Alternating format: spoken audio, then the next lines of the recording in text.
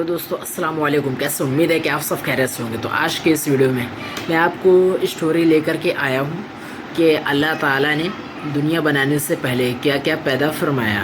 تو آج کے اس ویڈیو میں ہم یہ سب دیکھنے والے ہیں اور اسٹوری سننے والے ہیں۔ دوست ویڈیو کو بہت اچھی لگی لائک کر دیجیے گا، پسند آئے تو چینل کو سبسکرائب کریں، بیل آئیکن کو پریس کر دیں تاکہ ویڈیو جب اپلوڈ ہو تو اس کا نوٹیفیکیشن آپ سب کو دیکھنے کو مل جائے۔ تو چلیے دوستوں ویڈیو کو اسٹارٹ کرتے ہیں، بیچ بیچ میں آپ کو ٹاپک سمجھاتا رہوں گا۔ تب زمین، چاند، سورج، ستارے کچھ بھی نہ تھا، تنہا عظیم رب العالمین کائنات کے پروردگار اللہ سبحانہ و تعالی نے قلم کو پیدا فرمایا اور حکم دیا، اے قلم تو لکھ۔ یہ حکم سنتے ہی قلم عرض کرنے لگا، اے میرے رب العالمین میں کیا لکھوں؟ اللہ رب العالمین نے فرمایا، تو عرش معلی پر کلمہ طیبہ لکھ۔ یہ حکم پا کر قلم 400 سال تک لا الہ الا اللہ لکھتا رہا۔ جب 400 سال گزر گئے تب اللہ رب العالمین نے قلم سے پوچھا، اے قلم تو نے کیا لکھا؟ قلم نے عرض کیا، اے اللہ سبحانہ و تعالی میں نے تو بس لا الہ الا اللہ ہی لکھا ہے۔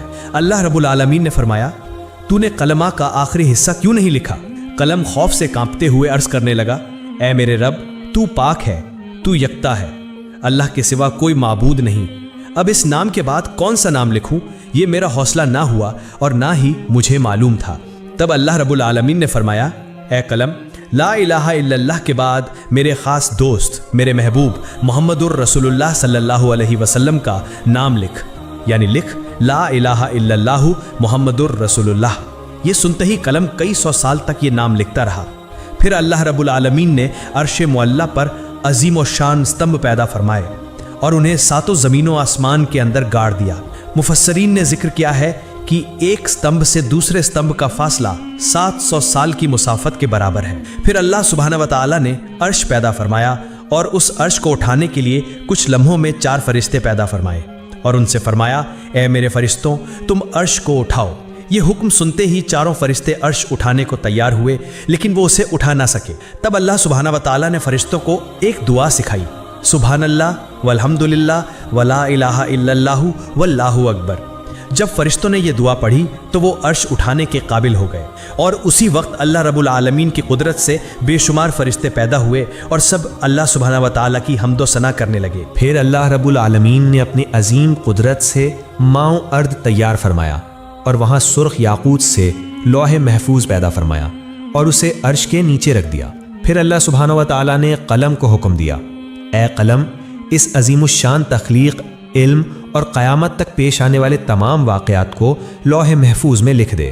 اللہ سبحانہ و تعالیٰ کے اس حکم کو پا کر قلم نے بسم اللہ الرحمن الرحیم لکھ کر آغاز کیا۔ اللہ سبحانہ و تعالیٰ ہی اس کائنات کا یکتا خالق ہے۔ اللہ سبحانہ و تعالیٰ کے سوا کوئی معبود نہیں، وہ یکتا ہے، بے مثال ہے۔ پھر اللہ رب العالمین نے قلم کو دوبارہ حکم دیا، اے قلم آدم علیہ السلام سے لے کر 1,24,000 انبیاء تک کے تمام حالات لوح محفوظ میں درج کر۔ پس قلم نے یہ حکم پا کر تمام مخلوقات اور تمام واقعات کو لکھ دیا۔ اس کے بعد اللہ سبحانہ و تعالیٰ نے یاقوت کی طرف نظر ڈالی تو یاقوت خوف سے پگھل گیا اور پانی میں تبدیل ہو گیا۔ پھر اللہ سبحانہ و تعالیٰ کی بے پایہ قدرت سے ہوا پیدا ہوئی اور رب العالمین نے اسے شمال، جنوب، مشرق اور مغرب کی طرف بھیج دیا اور فرمایا، تم لوگ تیز رفتاری سے بہتے ہوئے پانی میں لہریں پیدا کرنے لگے اور جھاگ اٹھنے لگا، اور فوراً ہی اللہ سبحانہ و تعالیٰ کے حکم کی تعمیل ہوئی، چنانچہ پانی کے اوپر جھاگ جم گیا اور ان جھاگوں کے باہمی تصادم سے اللہ سبحانہ و تعالیٰ کے حکم سے آگ پیدا ہوئی۔ کچھ ہی دیر بعد اس آگ سے دھواں نکلنے لگا۔ پھر اللہ سبحانہ و تعالیٰ کا عرش پانی کے بیچ میں قائم ہوا۔ اللہ رب العالمین نے اس دھوئیں کو 7 حصوں میں تقسیم کیا۔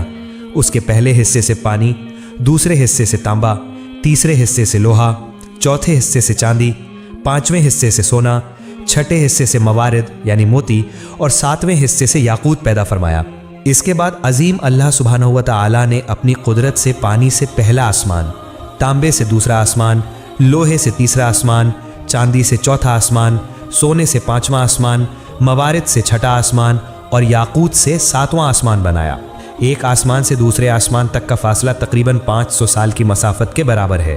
پھر اللہ سبحانہ و تعالیٰ کی قدرت سے پانی سے بدل کر ایک سرخ رنگ کی مٹی کی مانند چیز وجود میں آئی۔ تب اللہ رب العالمین نے 4 فرشتوں حضرت جبرائیل، میکائیل، اسرافیل اور عزرائیل علیہم السلام کو حکم دیا کہ چاروں طرف سے اس کو کھینچو۔ اللہ سبحانہ و تعالیٰ کے حکم پر انہوں نے ایسا ہی کیا اور وہ چیز ایک وسیع و عریض زمین کی صورت اختیار کر گئی۔ پھر اللہ رب العالمین نے محض 6 دنوں میں آسمان، زمین، چاند، سورج، سیارے اور ستارے، یعنی اس کائنات میں جو کچھ ہے سب کچھ پیدا کر دیا۔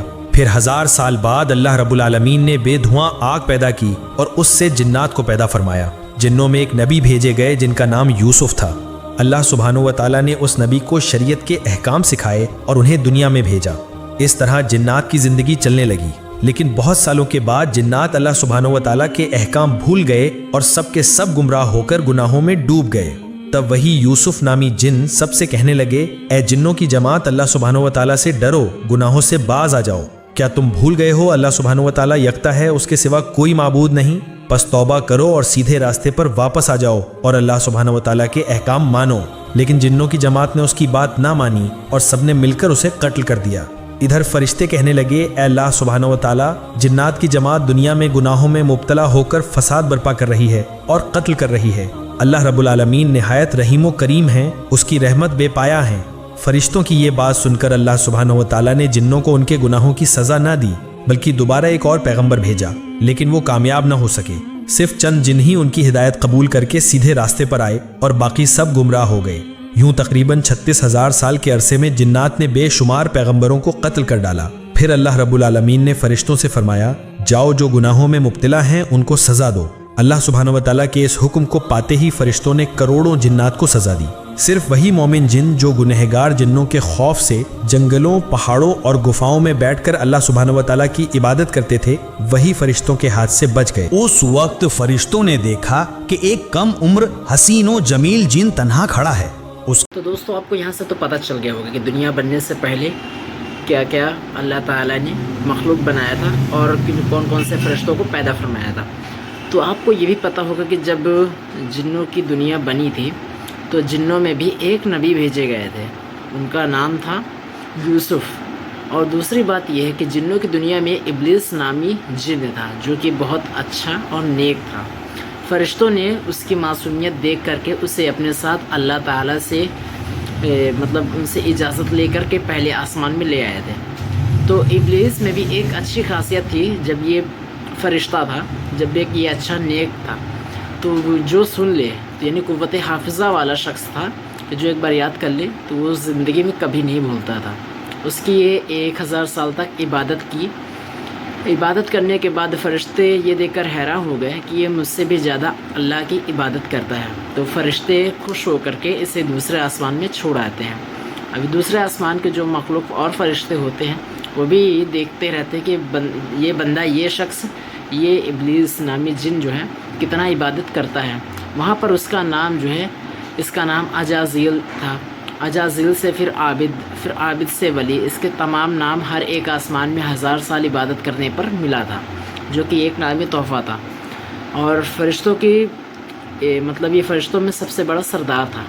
اس سے اور بھی فرشتے اور بھی مخلوق اس سے سب کچھ پوچھنے آتی تھی۔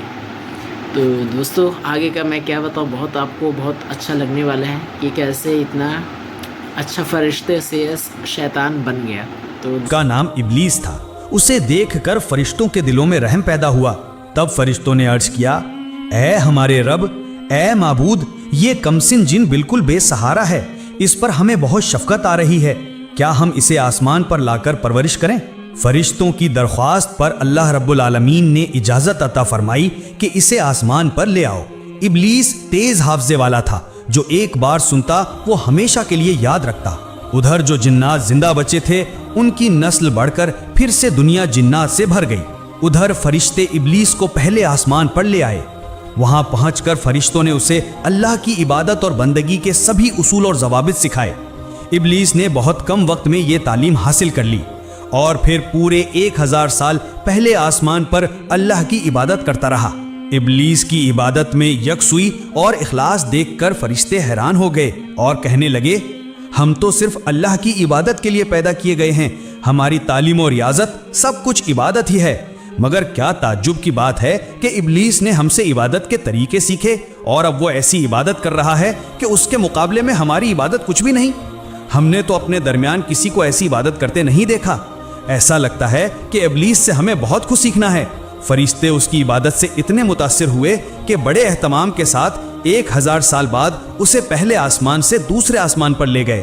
دوسرے آسمان پر آ کر وہ اس سے بھی زیادہ عبادت میں مشغول ہو گیا. وہاں کے فرشتے یہ دیکھ کر ہر طرف سے تعریف و تحسین کرنے لگے. بہت سے فرشتے اس کی مدح سرائی کرنے لگے اور اس کا نام عابد رکھ دیا. پھر ابلیس نے 1000 سال عبادت کی. اس کے بعد فرشتے اسے دوسرے آسمان سے تیسرے آسمان پر لے گئے. وہاں پہنچ کر وہ اور زیادہ یکسوئی اور خشوع کے ساتھ اللہ کی عبادت میں لگ گیا. یہ دیکھ کر وہاں کے فرشتے اس کی عبادت پر فریفتہ ہو گئے اور اس کا نام ولی رکھ دیا. اسی طرح ابلیس نے ہر آسمان پر 1000 سال عبادت کی. آخر کار جب وہ 7ویں آسمان پر پہنچا تو سکون و اطمینان کے ساتھ رہنے لگا. ابلیس نے ہر پہلو سے بہت زیادہ علم اور تجربہ حاصل کر لیا. تب فرشتوں نے اللہ کی بارگاہ میں دعا کی, اے ہمارے رب, اے اللہ, اگر تو اپنے محبوب ابلیس کو عرش معلیٰ پر اٹھا لے تو ہم اس سے بہت قیمتی نصیحتیں سن کر بہت کچھ سیکھ سکتے ہیں, کیونکہ اس نے ہم سے کہیں زیادہ علم حاصل کیا ہے. اللہ تعالیٰ نے فرشتوں کی اس درخواست کو قبول فرمایا اور ابلیس کو عرش معلیٰ کے قریب لے آئے. وہاں پہنچ کر ابلیس یاقوت سے بنے ایک بلند منبر پر عبادت میں مشغول ہو گیا اور وعظ و نصیحت کرنے لگا. یہ سب دیکھ کر فرشتوں نے اسے ملائکہ یعنی فرشتوں کا استاد تسلیم کر لیا. ادھر زمین پر جو جنات باقی رہ گئے تھے وہ دوبارہ سخت گناہوں میں مبتلا ہو گئے. تب اللہ رب العالمین نے ابلیس سے فرمایا, اے ابلیس, میں تیری عبادت, بندگی اور اطاعت دیکھ کر بہت راضی ہوں. اب تو دنیا میں جا اور اپنی قوم جنات کو سیدھا راستہ دکھا. اللہ رب العالمین کا یہ حکم پا کر ابلیس بولا, اے معبود, اے اللہ, میں آپ کے حکم کی ضرور تعمیل کروں گا, لیکن اے اللہ, مجھے ایسی طاقت عطا فرما دیجئے کہ میں دن بھر دنیا میں جنات کو تعلیم دینے کے بعد شام کو دوبارہ یہاں لوٹ کر آپ کی عبادت میں مشغول رہ سکوں. اللہ رب العالمین نے ابلیس کی یہ درخواست قبول فرما لی. چنانچہ ابلیس بہت خوشی کے ساتھ دنیا میں آیا اور جنات سے کہنے لگا, اے جنوں کی جماعت, کیا تم بھول گئے ہو اس عذاب کو؟ ابھی وقت ہے, اللہ کی طرف لوٹ آؤ. اللہ کے سوا کوئی معبود نہیں. گناہ کے کام چھوڑ کر نیک راستے پر واپس آؤ. اس طرح وہ جنوں کو بہت دنوں تک ہدایت کرتا رہا, لیکن لگاتار جد و جہد اور سخت محنت کے باوجود تھوڑے سے جنوں کے سوا تقریباً سبھی ابلیس کی مخالفت کرنے لگے اور شدید گناہوں میں مبتلا ہو گئے. تب اللہ رب العالمین نے ابلیس سے فرمایا, اے ابلیس, میں تیری عبادت, بندگی اور اطاعت دیکھ کر بہت راضی ہوں. اب تو دنیا میں جا اور اپنی قوم جنات کو سیدھا راستہ دکھا. اللہ رب العالمین نے ابلیس کی یہ درخواست قبول فرما لی اور جنات کو ہلاک کرنے کے لیے بے شمار فرشتوں کو دنیا میں بھیجا. ان فرشتوں کے ساتھ ابلیس بھی تھا. پس فرشتوں اور ابلیس کے آنے کے بعد دنیا کے سبھی گنہگار جن ایک ایک کر کے مر گئے. دنیا کا کام پورا کرنے کے بعد ابلیس پھر ایک سوئی کے ساتھ اللہ کی عبادت میں مشغول ہو گیا. اللہ تعالیٰ کے حضور ابلیس کے کتنے ہی سجدے تھے کہ کسی کے لیے ان کا شمار ممکن نہیں تھا. آسمان, زمین اور عرش معلیٰ کے قریب کوئی ایسی جگہ نہیں تھی جہاں ابلیس نے بے شمار سجدے نہ کیے ہوں. پھر ابلیس نے اللہ رب العالمین سے دعا کی, اے میرے رب, اے اللہ, تیرے بے پایاں فضل و کرم سے میں ایک نہایت ادنا درجے سے عزت و شرف کے اعلیٰ مرتبے تک پہنچ گیا ہوں. تیرے فضل و کرم سے میں تیرا قرب حاصل کر سکا. اب میرے دل کی شدید خواہش ہے کہ اگر تو مجھے اپنی مقدس لوح محفوظ کا دیدار کرا دے تو میری زندگی بابرکت اور کامیاب ہو جائے. مہربانی فرما کر میری یہ آرزو پوری فرما. رحمتوں والے عظیم اللہ تعالیٰ نے ابلیس کی یہ دعا قبول فرمائی اور فرشتے مقرب میکائیل کو حکم دیا, اے میکائیل, ابلیس کو لے جا اور لوح محفوظ کے قریب کر دے. چنانچہ میکائیل فرشتے نے یہ حکم پاتے ہی ابلیس کو لے جا کر لوح محفوظ کے قریب کر دیا. ابلیس اللہ کی اس عظیم الشان مخلوق لوح محفوظ کو دیکھنے لگا اور دعا کرنے لگا. اچانک اس کی نظر ایک جگہ پڑی جہاں لکھا تھا, اللہ کا ایک بندہ 6 لاکھ سال تک اللہ کی عبادت کرے گا, لیکن اللہ کا ایک حکم نہ ماننے کے سبب وہ جنت سے نکالا جائے گا اور وہ بندہ آسمان و زمین میں ملعون یعنی اللہ کی لعنت کا سزاوار کے نام سے جانا جائے گا. یہ دیکھ کر ابلیس جار و قطار رونے لگا اور سجدے میں گر پڑا. مفسرین کے قول کے مطابق ابلیس نے یہ سجدہ 6000 سال تک کیا.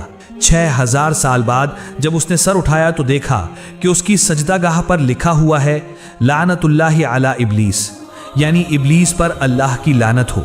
ये देखकर इब्लीस ने अल्लाह से दुआ की, ऐ मेरे रब, ये इब्लीस कौन है? मैं इसे अच्छी तरह समझाना चाहूँगा। इसके जवाब में अल्लाह ताला ने फरमाया, बहुत जल्द तुम इसे देखोगे।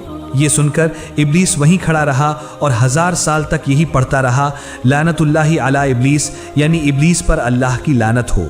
यहाँ जिक्र करना ज़रूरी है कि उस वक्त इब्लीस इस नाम से मशहूर नहीं हुआ था। इसके बाद अल्लाह रब्बुल आलमीन ने इब्लीस से फरमाया, ऐ इब्लीस, बता वो बंदा जो मेरी बेपाया इनायतें पाने के बावजूद मेरे हुक्म की नाफरमानी करे, उसकी क्या सज़ा होनी चाहिए? जवाब में इब्लीस ने कहा, ऐ मेरे रब, ऐ अल्लाह रब्बुल आलमीन, ऐसे नाशुक्र शख्स पर सख्त सज़ा और लानत नाजिल होनी चाहिए। तब अल्लाह रब्बुल आलमीन ने फरमाया, ये तुम्हारी ये बात एक तख्ती पर लिख कर अपने पास रख लो, बाद में ये काम आ सकती है। इस वाक़े के कुछ दिन बाद एक दिन अचानक इब्लीस ने अपने दिल में सोचना शुरू किया, अब फरिश्तों की दुनिया और जिन्नात की दुनिया में कोई ऐसा फरिश्ता या जिन बाकी नहीं रहा जिसने मुझसे ज़्यादा इल्म हासिल किया हो। अब तो फरिश्तों पर भी मेरा असर बेमिसाल है। मेरे असर व रसूख और क़ुव्वत का मुकाबला करने वाला अब कोई बाकी नहीं। मेरा ख्याल है कि रब्बुल आलमीन कायनात की तदबीर और इंतज़ाम की जिम्मेदारी सिर्फ मुझे ही दे सकता है। इस वाक़े के कुछ दिनों बाद अल्लाह ताला के एक गिरोह फरिश्ते लौहे महफूज पर एक तहरीर देखते हैं जिसमें लिखा होता है, बहुत जल्द एक शख्स पर अल्लाह की लानत नाजिल होगी। ये तहरीर देखकर सारे फरिश्तों का गिरोह खौफ से कांपने लगा। वो कहने लगे, न जाने वो बदनसीब कौन है जिस पर यह बदकिस्मती नाजिल होगी। सब फरिश्ते फिक्रमंद और परेशान होकर रोते रोते अपने उस्ताद इब्लीस के पास हाजिर हुए।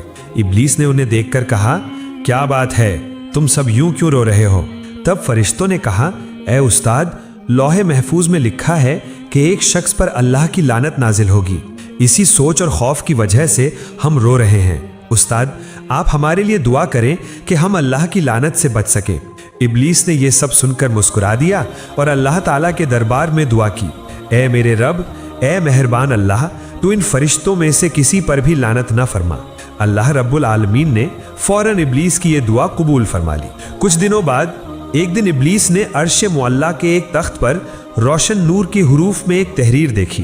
वहां लिखा था, औज़ु बिल्लाहि मिनश शैतानिर रजीम, यानी मैं अल्लाह ताला की पनाह मांगता हूं उस मरदूद शैतान से। ये तहरीर देखकर इब्लीस सख्त हैरान हुआ और अल्लाह से पूछने लगा, ऐ मेरे रब, वो कौन बदबख्त शैतान है जिससे बचने के लिए तेरी पनाह मांगने का हुक्म लिखा गया है? अल्लाह रब्बुल आलमीन ने फरमाया, बहुत जल्द तुम उसे पहचान लोगे। उधर जिन्नात में फसाद बर्पा करने वालों को हलाक कर देने के बाद अल्लाह रब्बुल आलमीन ने ऐलान फरमाया, ऐ मेरे फरिश्तों, मैं ज़मीन पर एक नया खलीफा पैदा करने वाला हूँ। ये ऐलान सुनकर तमाम फरिश्ते अल्लाह ताला से अर्ज़ करने लगे, ऐ हमारे रब, ऐ मेहरबान अल्लाह, क्या आप ऐसा नुमाइंदा पैदा करेंगे जो ज़मीन में फितना और खून रेजी करेगा जैसे पहले हुआ था? हालांकि हम तो तेरी तस्बीह और हम्द बयान करते हैं। उस वक्त अल्लाह रब्बुल आलमीन ने फरमाया, बेशक मैं वो जानता हूँ जो तुम नहीं जानते। फिर अल्लाह रब्बुल आलमीन ने हज़रत जिब्राईल अलैहिस्सलाम को हुक्म दिया, जिब्राईल जाओ और ज़मीन की सतह से एक मुट्ठी मिट्टी ले आओ। हज़रत जिब्राईल अलैहिस्सलाम ये हुक्म पाकर फ़ौरन ज़मीन पर उतरे। जहाँ आज काबा मौजूद है वहीं सबसे पहले एक मुट्ठी मिट्टी लेना चाहिए, लेकिन ज़मीन बोल उठी, ए जिब्राईल, मुझसे मिट्टी मत लो। इस मिट्टी से अल्लाह रब्बुल आलमीन जो खलीफा पैदा करेंगे उनकी औलाद निहायत गुनहगार और सज़ा की मुस्तहिक होगी। मैं बेबस ज़मीन हूँ, अल्लाह के अजाब को सहने की ताकत मुझ में नहीं। ये सुनकर हज़रत जिब्राईल अलैहिस्सलाम ने मिट्टी नहीं ली और वापस लौट आए। फिर यके बाद दीगरे हज़रत मीकाईल, हज़रत इसराफील और सब फरिश्तों को मिट्टी लाने के लिए भेजा गया, लेकिन वो सब भी इसी तरह मिट्टी लिए बिना वापस आ गए। आखिरकार अल्लाह रब्बुल आलमीन ने हज़रत अज़राईल फरिश्ते से फरमाया, ए अज़राईल, तुम ज़मीन से एक मुट्ठी मिट्टी ले आओ। अल्लाह रब्बुल आलमीन का ये हुक्म पाकर हज़रत अज़राईल अलैहिस्सलाम फ़ौरन ज़मीन पर उतरे। फिर ज़मीन ने पहले की तरह अल्लाह की कसम देकर मिट्टी लेने से मना किया। तब हज़रत अज़राईल फरिश्ते ने कहा, ए ज़मीन, जिस अल्लाह की कसम तो दे रही है, मैं उसी अजीम अल्लाह के हुक्म से यहाँ आया हूँ। मैं उस अल्लाह ताला के हुक्म की नाफरमानी नहीं कर सकता, लिहाजा मैं ज़रूर एक मुट्ठी मिट्टी लेकर जाऊँगा। ये कहकर हज़रत अज़राईल अलैहिस्सलाम एक मुट्ठी मिट्टी लेकर आलम बाला में पहुँचे और अल्लाह के हुजूर अर्ज़ किया, ए अल्लाह, آپ سب کچھ جاننے والے سارے جہانوں کے پروردگار ہیں، میں نے آپ کا حکم بجا لایا۔ تب اللہ رب العالمین نے فرمایا، اے عزرائیل، اسی مٹی سے زمین پر ایک خلیفہ پیدا کروں گا اور اس کی جان قبض کرنے کی ذمہ داری تجھے ہی دوں گا۔ حضرت عزرائیل علیہ السلام نے عرض کیا، اے میرے رب، اے عظیم اللہ، اگر آپ نے یہ ذمہ داری مجھے دی تو آپ کے بندے مجھے دشمن سمجھیں گے۔ تب اللہ رب العالمین نے فرمایا، اے عزرائیل، ہر بندے کے مرنے سے پہلے ایک ذریعہ پیدا کر دیا جائے گا جس کی وجہ سے کوئی تجھے دشمن نہ سمجھے گا۔ پھر اللہ کے حکم سے فرشتوں نے اس ایک مٹھی مٹی کو طائف اور مکہ مکرمہ کے درمیان رکھ دیا۔ پھر اللہ کی رحمت کی بارش اس پر نازل ہوئی۔ 2 سال تک وہ مٹی بارش سے بھیگ کر کیچڑ بنی، 6 سال خشک مٹی میں بدل گئی اور 8ویں سال حضرت آدم علیہ السلام کی شکل تخلیق کی گئی۔ پھر ایک دن ابلیس 70,000 فرشتوں کو ساتھ لے کر حضرت آدم علیہ السلام کے پاس آیا اور دیکھا کہ ان کا جسم پنجر کی طرح زمین پر رکھا ہے۔ اس وقت ابلیس نے انہیں حقارت کی نگاہ سے دیکھا۔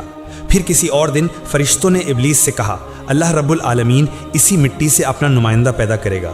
تب ابلیس نے کہا، یہ بات درست ہے، لیکن اگر اللہ تعالیٰ نے اس صورت کو میرے تابع کر دیا تو میں اسے تباہ کر دوں گا، اور اگر مجھے اس کے تابع کر دیا تو میں اس کی اطاعت نہیں کروں گا۔ اس واقعے کے 40 دن بعد حضرت آدم علیہ السلام کی روح پیدا کی گئی۔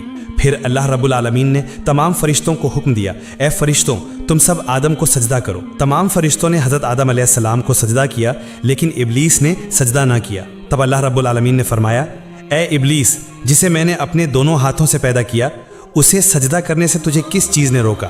کیا تو نے تکبر کیا؟ ابلیس نے کہا، میں اس سے بہتر ہوں، اے اللہ، آپ نے مجھے آگ سے پیدا کیا اور اسے مٹی سے۔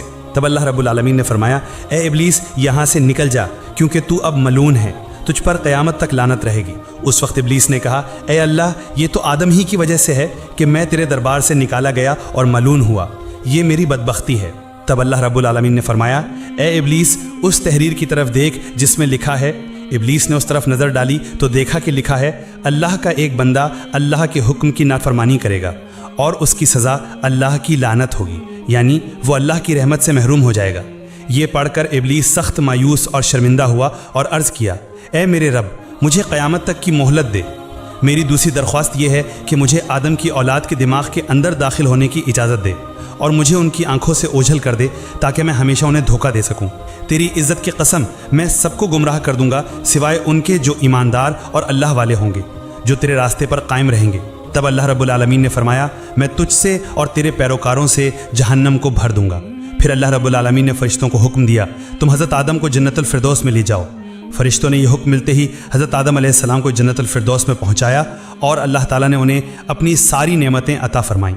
پیارے ناظرین، اگر آپ چاہتے ہیں کہ اس کے بعد کا حصہ بھی سنیں تو اپنی رائے کامنٹس میں ضرور دیں، اور اللہ کرے کہ ہم سب شیطان کے دھوکے سے بچیں، یعنی ہم سب برے راستے چھوڑ کر صرف اللہ کے دکھائے ہوئے سیدھے راستے پر چلیں۔ اللہ رب العالمین ہم سب کو یہ توفیق عطا فرمائے، آمین۔